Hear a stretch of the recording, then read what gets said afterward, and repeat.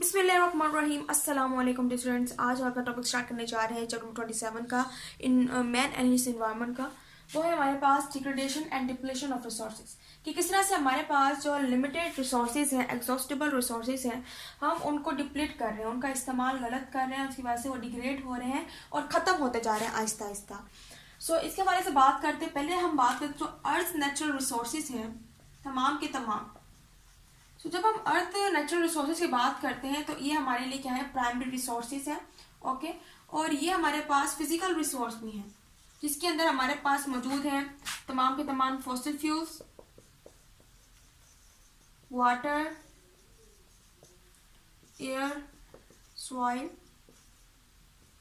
Chemical elements and all other species. तो ये सारे अर्थ नेचुरल रिसोर्स हैं जो कुदरत ने हमें दिए हैं। Fossil fuels, water, air, soil, chemical elements और एंड ऑल अदर स्पीशीज। इनके अंदर फॉसिल फ्यूल्स जो है ये बड़ी तादाद में यूज हो रहे हैं, जिनके अंदर कोल, ऑयल और गैस है। हम दिन ब दिन इनका इस्तेमाल जो ज़्यादा बढ़ाते जा रहे हैं, की वजह से ये कम होते जा रहे हैं। और आपको पता है फॉसिल फ्यूल्स इस तरह ही नहीं बनते हैं, बल्कि ये करोड़ों साल पुराने जो मादे होते हैं, डेड मैटर होते हैं, वही ज़मीन में धंसते जाते हैं और ये फॉसिल फ्यूल्स बनते हैं। कुछ कोल्स बनते हैं, कुछ गैस बनते हैं, कुछ ऑयल बनते हैं। अब करोड़ों साल इंतजार करना ये हमारे बस की बात नहीं है, इसलिए अगर हम इनको वाइसली यूज करेंगे तो ये हमारे पास रहेंगे। लिमिटेड है लेकिन हम इसका सही से इस्तेमाल करके अपनी जरूरियात को पूरा कर सकते हैं। अगर मेन्स एक्टिविटी की बात करें, जो इंसानी सरगर्मियां हैं वो क्या कर रही हैं, ज्यादा से ज्यादा आपने देखा है कि ज्यादातर हम क्या करते हैं, ओवर हंटिंग करते हैं, हम ओवर फिशिंग कर रहे होते हैं। अब एक होता है फिशिंग और एक होता है ओवर। अभी ओवर का मतलब क्या, बेजा यानी कि फजूल में। एक तो हमारी जरूरत के मुताबिक है, एक जरूरत से ज्यादा है, तो वो कर रहे हैं। अब जैसा कि हमें पता है कि हमारी जो अर्थ का 30% हिस्सा है वो क्या है, लैंड है, यानी कि ड्राई लैंड है। लेकिन बाकी जो है वो क्या हुआ है, कवर्ड हुआ हुआ है विद वाटर। ओके, खुश्क जमीन का हिस्सा 30% है, जबकि पानी से ढका हुआ हिस्सा 70% है। और आपको पता है कि जब हम ह्यूमन की बात करते हैं, so human is a terrestrial animal.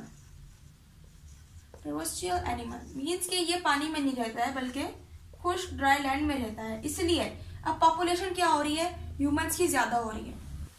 जितनी ज्यादा पॉपुलेशन जो है वो इंक्रीज होती जा रही है, उतनी ज्यादा इसी 30% लैंड का जो यूज है वो क्या हो रहा है, बढ़ता जा रहा है। यानी कि हम क्या कर रहे हैं, मोर यूज कर रहे हैं ऑफ लैंड। अब इसी इंक्रीजिंग पॉपुलेशन की वजह से ज्यादा यूज हो रहा है लैंड का, और लैंड के अंदर हमें क्या चाहिए, फॉर्म्स हम बना रहे हैं, ज्यादा ज्यादा घर बना रहे हैं, इंडस्ट्रीज बना रहे हैं, रिक्रिएशन कर रहे हैं, डिस्कवरीज कर रहे हैं, यानी कि कुछ ना कुछ नया बनाते रहते हैं इसी लैंड पे। इसके अलावा रोड बनाते रहते हैं। और इंक्रीजिंग पॉपुलेशन के लिए हमें क्या चाहिए, मोर फूड चाहिए टू फीड देम, इसलिए हमें एग्रीकल्चर भी ज्यादा करनी पड़ती है। अपनी तमाम रिक्वायरमेंट्स को पूरी करने के लिए तमाम जो इंसान है वो क्या कर रहे हैं, इसी 30% ड्राई लैंड को बहुत ज्यादा इस्तेमाल कर रहे हैं। इसकी वजह से जो बाकी एनिमल्स हैं वो क्या है, इससे महरूम हो चुके हैं। हम उनकी ओवर हंटिंग भी करें ज्यादा से ज्यादा, जिसकी वजह से वो भी खत्म होते जा रहे हैं और उनको घर प्रॉपर नहीं मिल रहा है रहने के लिए, जबकि हम अपने ही घर बनाए जा रहे हैं। इसके अलावा वाटर भी हमारे पास एक मेन रिसोर्स है, जो कि हमारे पास एक वाटर भी हमारे पास एक मेन रिसोर्स है। और अब हम क्या कर रहे हैं, ओवर यूज कर रहे हैं वाटर का, यानी ज्यादा से ज्यादा पानी को इस्तेमाल कर रहे हैं। अब वाटर जितनी जल्दी से इस्तेमाल हो रहा है, इतनी जल्दी इसको रिप्लेस नहीं किया जा सकता बाय द रेनफॉल वाटर। हम पानी का इस्तेमाल किस तरह कर रहे हैं कि पानी को ज्यादा से ज्यादा इस्तेमाल कर रहे हैं और फिर रेनफॉल जो वाटर है, जो बारिश का पानी है, उसी से उसको रिप्लेस कर देते हैं। अब उसको रिप्लेस नहीं किया जा सकता है। और जो प्यूरिफिकेशन है वाटर की, सारे जो प्रोसेसेस हैं, प्यूरिफिकेशन का प्रोसेस है पानी का, इसके अलावा जो सीवेज ट्रीटमेंट है पानी के लिए, पानी को साफ करने के लिए, ये सारे ट्रीटमेंट, ये सारे जो प्रोसेसेस हैं, ये स्लो प्रोसेस है। लेकिन इसके मुकाबले में अगर हम पानी के यूसेज का प्रोसेस देखें, वाटर यूसेज प्रोसेस, यानी कि जो हम पानी को इस्तेमाल कर रहे हैं, ये प्रोसेस बहुत ज्यादा फास्ट है as compared to this process, purification and sewage treatment. सही वक्त पर हमें सही मिकदार में पानी जो है वो मुहैया नहीं हो पाता, लेकिन हम पानी का उतनी तेजी से इस्तेमाल करते जा रहे हैं। अब हम बात करते हैं नॉन रिन्यूएबल रिसोर्सेज की। इन रिसोर्सेज में हमारे पास मौजूद है कोल, पीट, ऑयल, गैस। इन तमाम की मदद से हम क्या कर रहे हैं, एनर्जी मिलती है हमें, यानी कि हम इनको बर्न करते हैं और एज अ रिजल्ट हमें क्या करते हैं, एनर्जी प्रोवाइड करते हैं। अब ज़्यादातर एनर्जी जो है वो क्या होती है, आउटर स्पेस में फ्लो कर जाती है, ठीक है। और आउटर स्पेस में फ्लो करने की वजह से जो कार्बन डाइऑक्साइड के मॉलिक्यूल्स हैं वो भी क्या हो जाते हैं, वाटर वेपर्स के साथ कंबाइन हो जाते हैं इन एयर। सो इस केस में सबसे ज़्यादा कार्बन डाइऑक्साइड क्या है, एयर। सो कार्बन डाइऑक्साइड जो है वो रिलीज़ हो रही है हवा में। इसके अलावा कार्बन डाइऑक्साइड ज़्यादा से ज़्यादा रिलीज़ होने की वजह से ग्लोबल वार्मिंग कॉज हो रही है, और ग्लोबल वार्मिंग में क्या होता है कि हमारे अर्थ का टेम्परेचर इंक्रीज़ हो जाता है।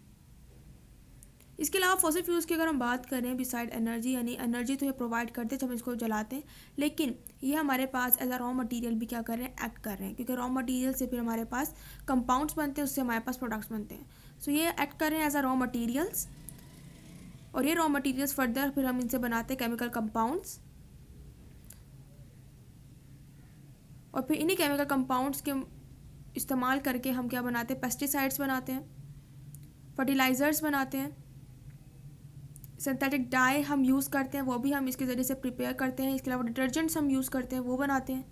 एक्सप्लोजिव्स हम यूज़ करते हैं, एक्सप्लोजिव प्रोडक्ट्स जो है वो यूज़ करते हैं। इसके अलावा मेडिसिन जो है, इन तमाम चीज़ों को हम प्रिपेयर करते हैं with the help of fossil fuels. So fossil fuels को जब हम बर्न कर रहे हैं तो उसकी वजह से हमें एक तो पहली बात ये कि एनर्जी मिल रही है, और दूसरी बात ये है कि ये हमारे पास क्या कर रहे हैं, एक्ट कर रहे हैं एज अ रॉ मटेरियल भी, और रॉ मटेरियल की मदद से ही हमें ये सारे केमिकल कंपाउंड जो है वो मिलते हैं। सो फॉसिल फ्यूल्स रॉ मटेरियल के तौर पर एक्ट कर रहे हैं, और फिर हमारे पास ये सारे प्रोडक्ट बनते हैं, और अगर हम इन फॉसिल फ्यूल्स को सही तरह से इस्तेमाल नहीं करेंगे तो हमारे पास खत्म हो जाएंगे। सो ये था आज का हमारा लेक्चर। उम्मीद है आपको लेक्चर समझ आएगा। इंशाल्लाह अगले लेक्चर मजीद टॉपिक्स को हम स्टडी करेंगे। सब तक के लिए अल्लाह हाफ़िज़।